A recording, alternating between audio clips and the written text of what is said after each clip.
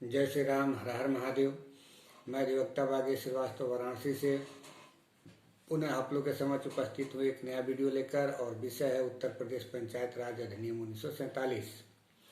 इसके पूर्व भी मैंने लगभग 30 वीडियो अपने यूट्यूब चैनल पे लोकल लॉ से संबंधित अपलोड कर दिया है।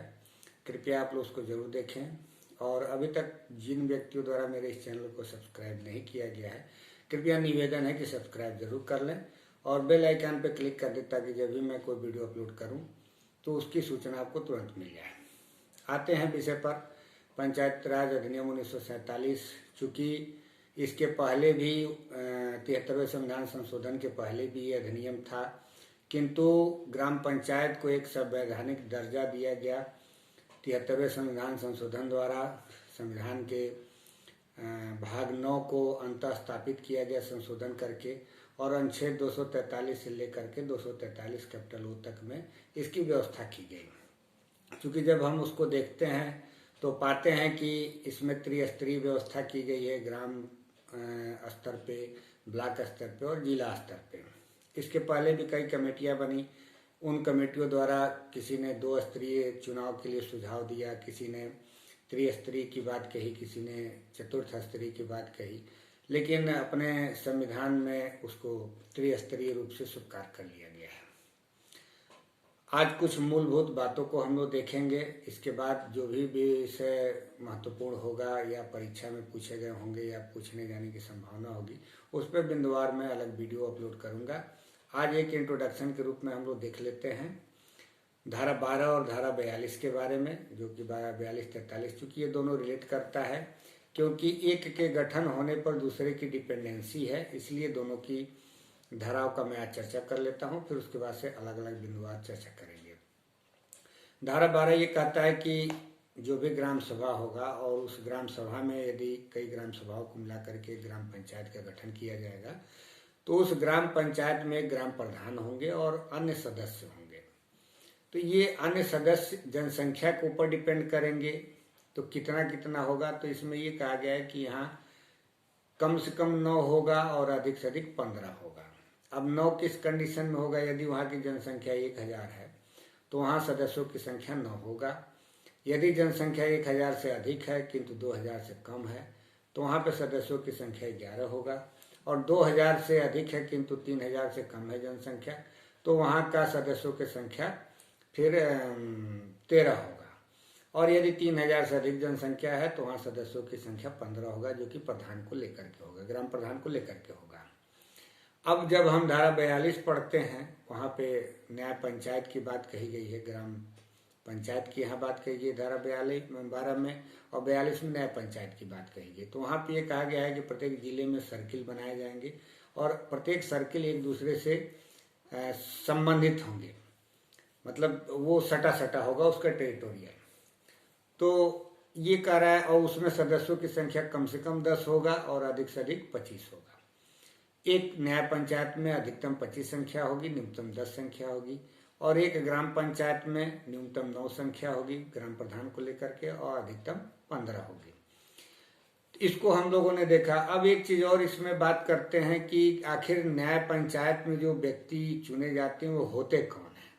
तो यही जो सदस्य और ग्राम प्रधान और जो सदस्य चुने जाते हैं यहाँ पे धारा 12 के तहत, इन्हीं लोगों में से चुने हुए व्यक्तियों में से ही किसी व्यक्तियों को चुन करके फिर न्याय पंचायत का सदस्य बना दिया जाता है। अब चूंकि उनका कार्यकाल क्या होता है, तो इनके कार्यकाल के ऊपर डिपेंड करता है, यानी कि ग्राम पंचायत का जो ही कार्यकाल समाप्त होगा त्यों ही उनका भी समाप्त हो जाएगा। और यहाँ पे यदि किन्हीं कारण से इनका जो सदस्यता समाप्त होता है तो वहाँ भी सदस्यता समाप्त हो जाएगा।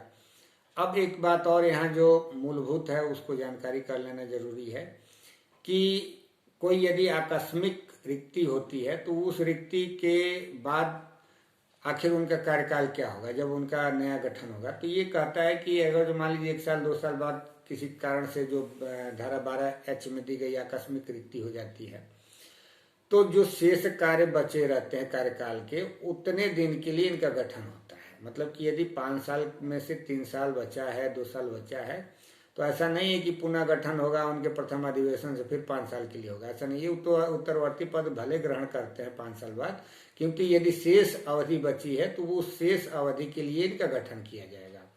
अब एक बात आती है कि यदि 6 महीना तक ही शेष अवधि बची हुई है तो क्या इनका पुनर्गठन शेष अवधि के लिए होगा? तो इसका उत्तर है नहीं। तब वो नया पुनर्गठन माना जाएगा और उस अपने प्रथम अधिवेशन से 5 साल के लिए गठित होगा।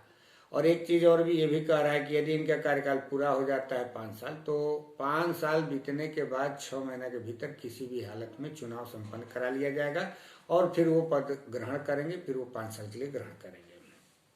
मतलब इनका फिक्स टाइम है, टाइम खत्म नहीं होता है, टाइम वही रहता है जो कि 5-5 साल पे इनका चलता रहेगा। अब एक आरक्षण की बात कही गई इसमें कि इनका आरक्षण क्या होगा अन्य लोगों का जो जाति के आधार पर, तो जो पिछड़ी जाति हैं, अनुसूचित जाति हैं, तो इसमें ये बातें कही गई हैं कि जो अनुपात होगा उनका जनसंख्या में, उसी अनुपात में उनके पद भी सृजित हो जाएंगे आरक्षण के लिए।